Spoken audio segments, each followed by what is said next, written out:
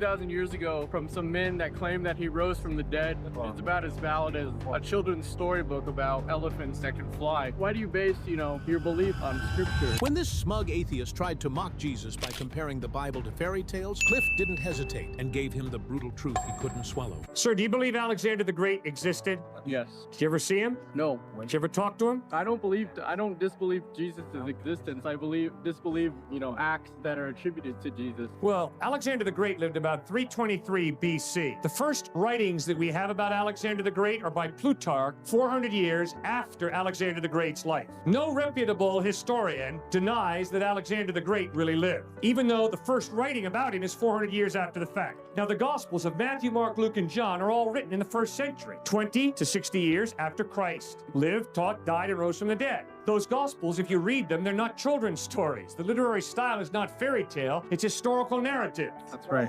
So, you read them, and it's very clear that he died. A Roman soldier took a spear and jammed it in the side, and we read that a watery serum separate from clotted blood flowed from the side of Christ. He didn't just lapse into unconsciousness, the dude was dead. They take his body off the cross, they put it in a tomb, wrap it in 100 to 120 pounds of burial ointment and white linen, roll a stone in front of the tomb, set a Roman guard to make sure there's no grave robbers doing any hanky-panky, and his followers all are tucking tail and running. They're scared spitless. 3 days after he dies, the record shows, he appeared risen from the dead to women. Women!